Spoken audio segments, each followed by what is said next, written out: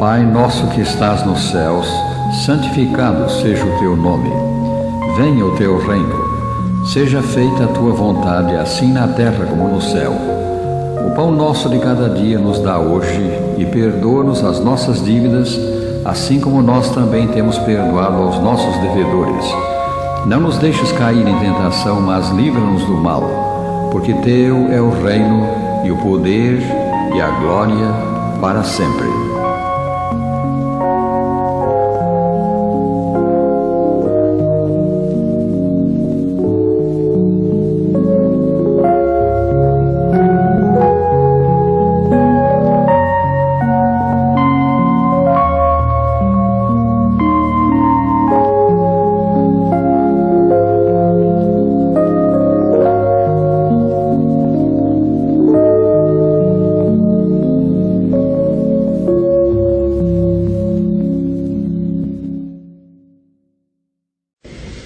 A miraculosa experiência do novo nascimento operada pelo Espírito Santo introduz o homem a uma nova vida, introduz a vida que Deus aprova, a vida perfeita que qualifica para o céu. Que espécie de vida é essa? A que padrão se amolda? Ela é uma vida de imitação da vida de Cristo. As Escrituras falam de Jesus como nosso exemplo, como modelo da vida do homem. Ao criar no homem a nova natureza, o Espírito Santo imprime nele a imagem de Cristo, leva-o a viver como Cristo viveu. Foi por isso que São Paulo disse: estou crucificado com Cristo, logo já não sou eu quem vive, mas Cristo vive em mim. Gálatas 2:20. Como viveu o Senhor? O Senhor Jesus Cristo pôs por obra o ensino do Sagrado Livro. Em particular, ele viveu segundo requerem os 10 mandamentos. Esses mandamentos são uma expressão da perfeição moral de Deus e requerem vida perfeita. Cristo, na sua humanidade, produziu essa vida. Disse ele: tenho guardado os mandamentos de meu Pai. São João 15, versículo 10.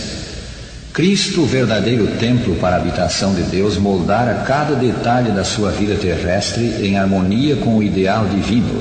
Disse ele: deleito-me em fazer a tua vontade, ó Deus meu. Sim, a tua lei está dentro do meu coração.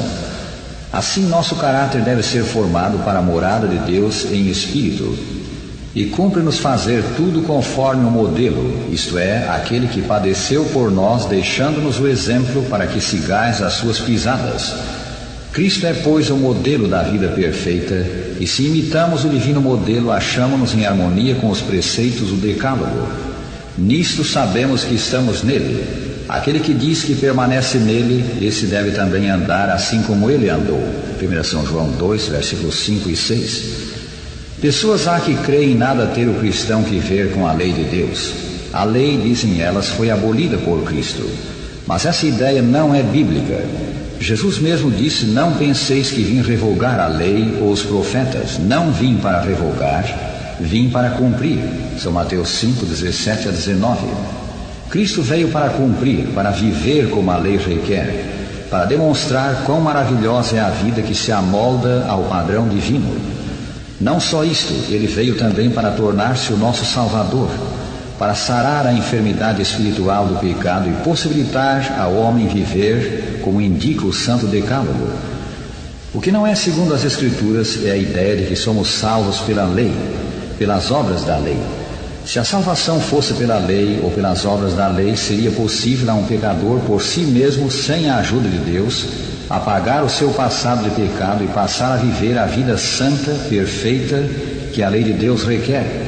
Seria como se ele pudesse salvar-se a si mesmo. A obra de Cristo seria feita supérflua, inútil. Tal coisa é totalmente impossível.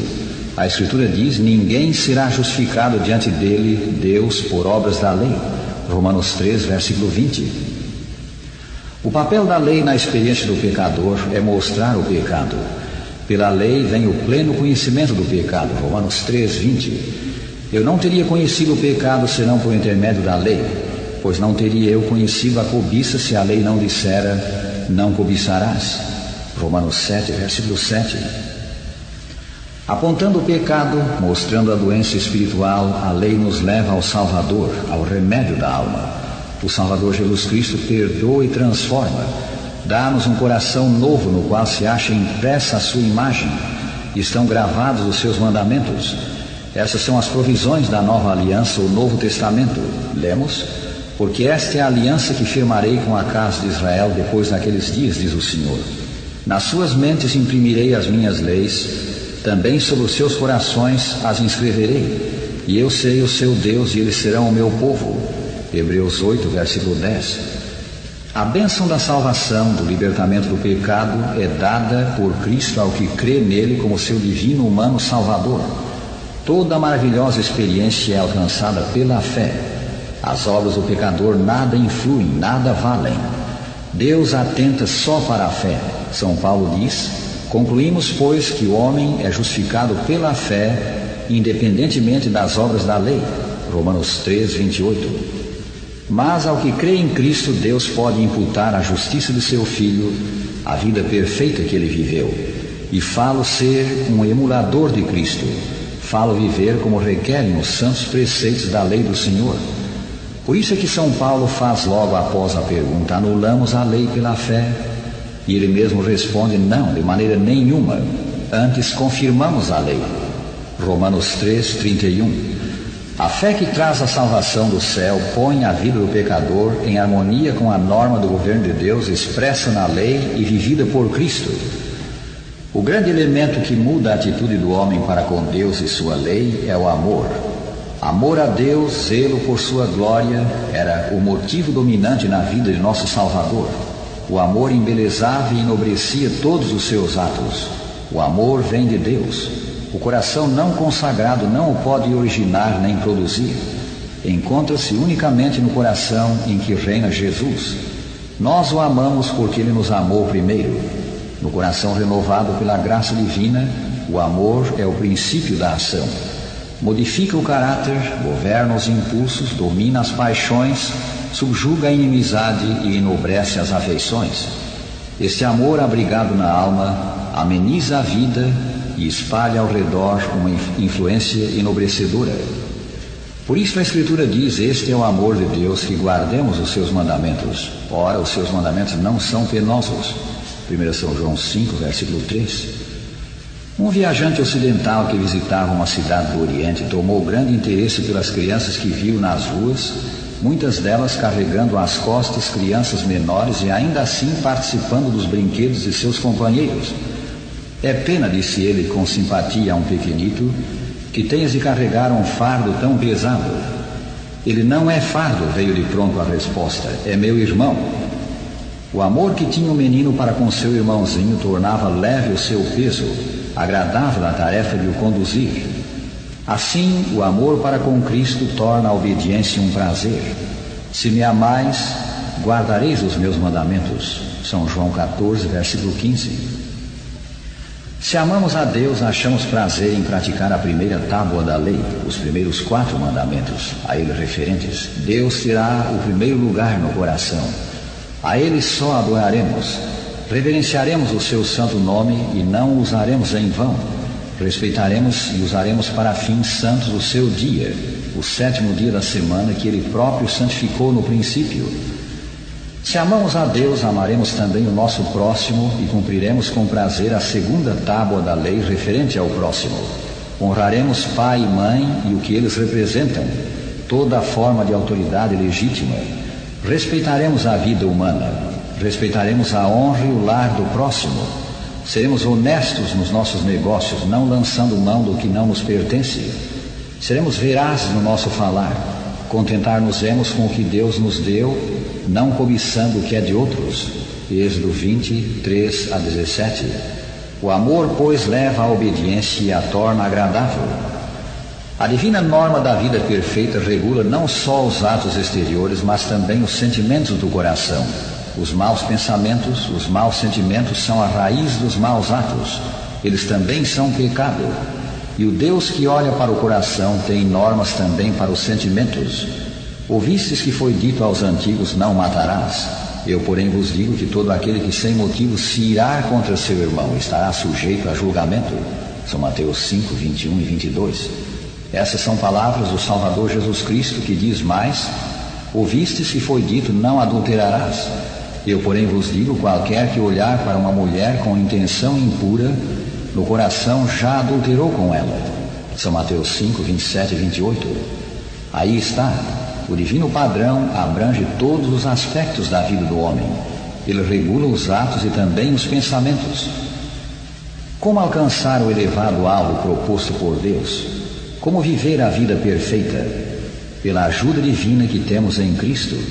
Sem mim, disse ele, nada podeis fazer. São João 15, versículo 5. Mas em Cristo tudo podemos.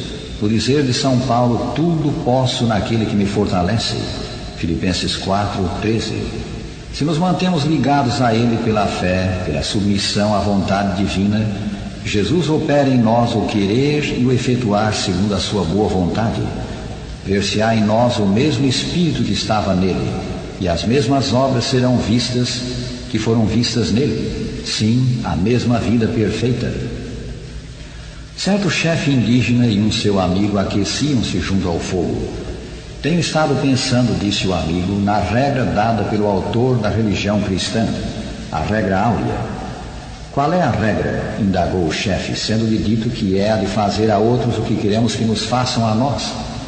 Impossível, não pode ser feito, sentenciou apressadamente o chefe. Seguiu-se um longo silêncio e o chefe falou de novo. Pensei no que disseste. Se o grande Espírito que fez o homem lhe desse um coração novo, seria possível fazer como dizes, mas não de outra maneira. Quão de acordo com o Evangelho? A Escritura diz, e assim, se alguém está em Cristo, é nova criatura. As coisas antigas já passaram, eis que se fizeram novas, segundo Coríntios 5, 17. Em Cristo temos novidade de vida, temos justiça de Deus, temos vida perfeita. Rádio ouvinte, confie a vida ao Salvador Jesus Cristo. Ele a transformará, fará que seja qual a sua vida, como requer a norma do céu. Terminamos com as palavras do Salmo 91, versículos 9 e 10. Pois disseste, o Senhor é o meu refúgio, fizeste do Altíssimo a tua morada. Nenhum mal te sucederá, praga nenhuma chegará à tua tenda.